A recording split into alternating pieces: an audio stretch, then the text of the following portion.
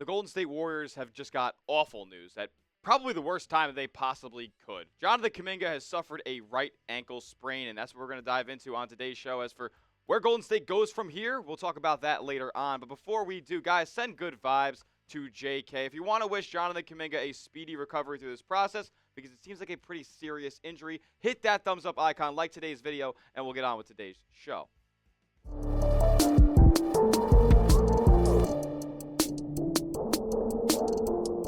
What's going on, Dub Nation? You're watching Warriors Today by Chat Sports. I'm your host, Tyler Smith, and on today's show, we have to talk about the bad news for Golden State. And the bad news is that Jonathan Kuminga has suffered a serious injury, it seems.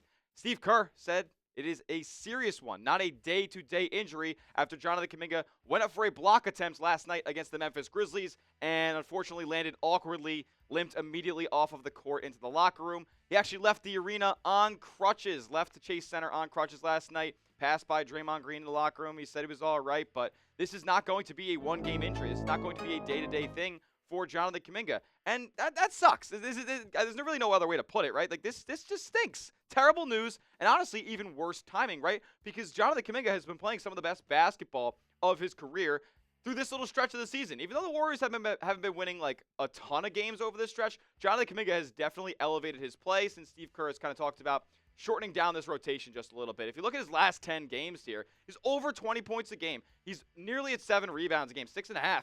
3 assists a game, which would be a career high over a 82-game stretch. Shooting the ball pretty efficiently as well. We've known Jonathan Kuminga to be a 50% plus field goal percentage guy over his career, but that's because most of his shots have come at the rim. He's kind of expanding his game a little bit, shooting in the mid-range, expanding his game from the outside as well. As you see, 37.1% from deep range on 3.5 attempts. You're never going to see any crazy type of volume from outside from Jonathan Kuminga, but hey, he's making the effort, and he's kind of hitting the catch-and-shoot opportunities at a higher clip than he was through the first 10 or 20 games of the season. We're 34 games in right now, and Jonathan Kuminga just had seemed to be hitting his stride over this last 10-game stretch. And, I mean, don't take it from just me. I mean, Steve Kerr was noticing as well. He said, I just think he's turning a corner. He isn't settling for the 17-footers. Remember, when Steve Kerr was talking about that this young crop of talent has to learn to play with Stephen Curry, they have to realize that Stephen Curry is on the floor with them and stop settling for bad shots early in the shot clock. Stop settling for low efficiency and low leverage shots, like a 17-footer in the face of a defender. He was talking about Jonathan Kuminga. He was talking about Brandon Pajemski, and I even think it was more so Kuminga. He said this time, though, with Jonathan Kuminga turning the corner, playing the best basketball career, feels different. I mean, I kind of did too, and you guys know on this show I've been a Jonathan Kuminga hater, right? Like for better or for worse, like I've been a Jonathan Kuminga hater. I thought that Golden State should have traded him way back when they had the opportunity to, when Clippers wanted him for Paul George, or the Jazz, obviously kind of probably did want him in a Lauri Markkanen deal. They wanted Pajemski more, which that's a whole other story. We'll talk about that again at some point, I'm sure. But I thought they should have traded Jonathan Kuminga. I didn't think that he was necessarily a long-term piece and a building block for Golden State long-term. Well, he's kind of been proving me wrong over the last couple of games, and it just sucks now that he's going to be sidelined for an extended period of time, it seems. It's not going to be a one-game injury, guys. Like, this hurts. But the Warriors are going to have to go on without him. They're going to see probably a hit in the scoring department. Maybe this is the time that Golden State feels like they most need to make a trade, because they're missing probably their third most reliable scorer in Jonathan Kuminga at this point. Just sucks overall. Draymond Green was not exactly happy about the instance either, because this is the praise that he was giving him just a few games ago when Kuminga went off against the Philadelphia 76ers. I believe it was a very efficient 25-5 on that night. He said he's driving, he's collapsing the defense, and if the finish is there, he's going for it. If not, he's kicking out and finding open shooters. He's got Buddy Hield a wide open 3, but he hasn't seen the ball go through the rim in a while, but hit him a wide open 3 off a great pass off the baseline. So he's getting Buddy Hield involved. Very, very good. When you become a superstar, this is the quote that matters, right, guys? When you become a superstar, which I have zero doubt that he's going to become, these are the type of things that make you want to run through a wall for you. I mean, I'm not so sure that I 100% agree with Draymond Green's statement there, the total confidence in him being a superstar, but I love the way that Draymond Green believes in Jonathan Kuminga. I mean, if 22-year-old Jonathan Kuminga has been in the league 4 years, hasn't seen that superstar level leap yet, but you have a guy like Draymond Green in your ear, in your corner, believing in you and teaching you all the right things that you need and giving you all the tools that a superstar level player possesses, then like I'm all for that. And I love that Draymond Green believes in him. And Draymond Green believes that the Warriors can go on in the future with Jonathan Kuminga as a big-time building block. Remember, he's a restricted free agent this year. Warriors going to have to pony up a lot of cash after they did not agree to a contract extension before the season, and hopefully it ends up being something that's fruitful for Golden State long-term. Hopefully this injury can just move out along. I mean, it's not going to be the end of the world, but, this is a stretch where Golden State needs to win games. Hopefully we can get through it quickly, and Jonathan Kuminga can get back to playing at the level that he was over the last 10-game stretch. And speaking of Kuminga and the timeline on injury, I mean, nothing concrete yet. This is going to take a while to probably realize when he's going to exactly return to the floor for Golden State. But, hey, when Draymond was asked about by the media how you feel about the whole Jonathan Kuminga injury, he was like, it sucks. It sucks. He was talking to the media about how he impacts the game and all that stuff. And then Kuminga ends up, he sees Kuminga through the corner of his eye on crutches. And he's like, you all good, man? And he was like, yes, sir. So glad to see Kuminga's in decent spirits. Just sucks that he's not going to be a part of this little run. The Golden State Warriors need to stack up a couple more wins at this point. They're 18-16. Hopefully they can do it without JK. But with that being said, do you believe in Jonathan Kuminga like Draymond Green does? I mean, listen, this is a different question than just asking if you believe in Jonathan Kuminga. Do you believe in him the way that Draymond does? Do you think Jonathan Kuminga can be a superstar? Let me know. Be honest for me down in the comment section. Type B for believe, type D for don't. I want to hear from Dub Nation. Next, coming up, we have to talk about who steps up in the absence of Jonathan Kuminga. Steve Kerr gave us a little bit of a hint as to who that might be. And then some good news for Golden State as they did get a big-time win over the Memphis Grizzlies last night. Even though they lost Kuminga, still some great news. But first, I got to give a major shout out to today's sponsor. That is Prize Picks. Prize Picks is America's #1 daily fantasy sports platform with over 10 million active members, including yours truly. And you guys can get started with a free $50 in your account and use our promo code CLNS when you download the Prize Picks app. And you might be asking, what do you even do? How do you even play Prize Picks? Well, it's super simple. All you guys got to do is pick a lineup of 2 to 6 player stat projections and just pick more or less and watch the real money roll in real time. Here's an example for you guys. The Sunday night football matchup that everybody is going to be watching, Lions, Vikes. Here we go. I got Jared Goff to throw an interception. I got to throw in a Stevie Wonder tonight. Give me the more on that. That's a demon, by the way. It increases the payout of this entry. Got Sam Darnold with more than 24 pass completions. And then Justin Jefferson. This guy has to go off, right? This is a primetime player in a primetime moment. Give me more than 109.5 receiving yards. You can take my picks. You can fade my picks. You can win up to 1,000 times your money on Prize Picks. So download the app, use our promo code CLNS, and get $50 for free when you place your first $5 entry. You don't even need to win to receive $50. It's guaranteed. Prize Picks. Run your game. So here's what Steve Kerr had to say about Jonathan Kuminga's injury there.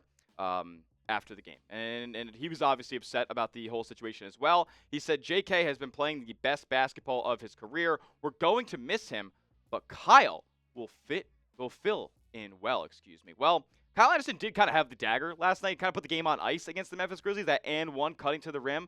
Not necessarily a flashy scoring play, as Kyle Anderson's not really a flashy scorer, but I guess he's going to be the one that takes up the majority of Jonathan Kuminga's minutes. Remember, Steve Kerr said that Jonathan Kuminga is going to be playing starter-level minutes from here on out when he said he was shortening up the rotation and having that starting 5 of Curry, Schroeder, Wiggins, Draymond, and TJD. He said that Kuminga is going to be playing starter minutes, so who's going to fill those starter minutes? It looks like it's going to be slow-mo.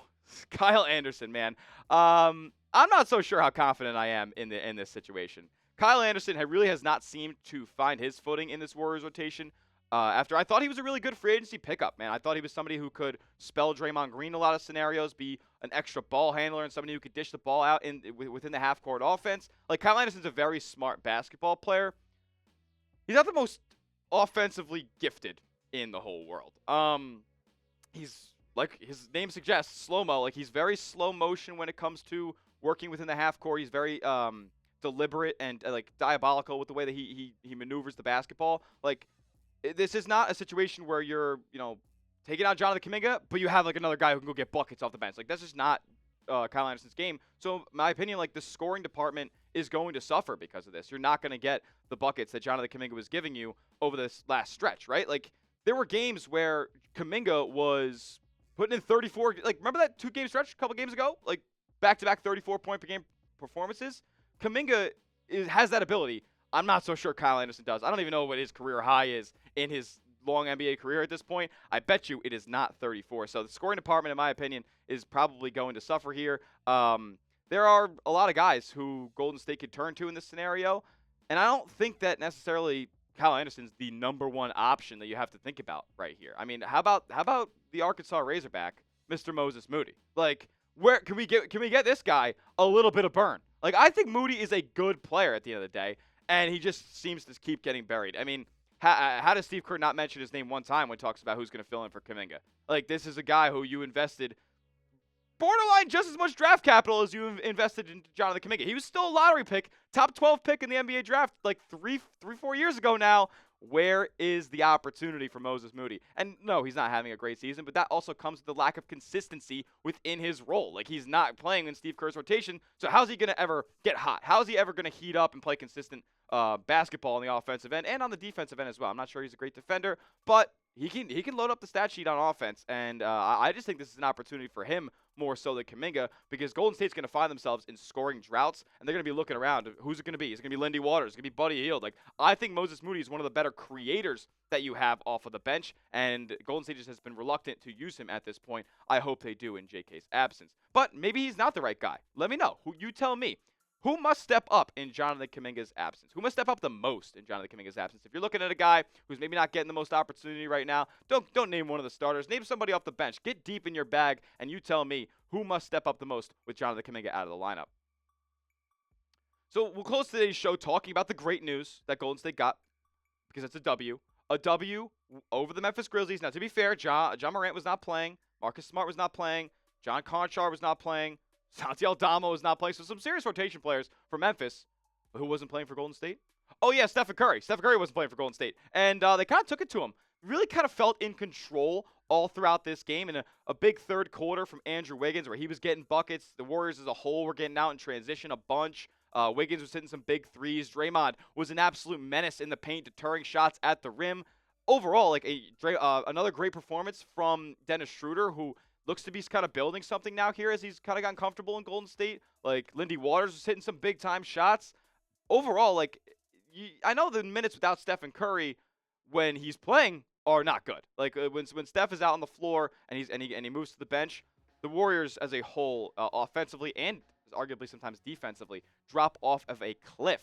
But when Steph's out of lineup completely, like, sometimes they've gotten some wins this season. They're actually a pretty cheeky group when they can play super free with nothing to lose and kind of no pressure of having Stephen Curry on the court with them. That's something that I think that they have to kind of get over when Steph is playing. Like, when he goes to the bench, they have to be able to survive without him. Luckily, they were able to survive without him for 48 minutes last night, and we got an aggressive Andrew Wiggins. And that was something that Draymond Green mentioned after the game with Kuminga going out. Like, we're going to need to see more of that. We're going to need to see a more aggressive Andrew Wiggins over this stretch.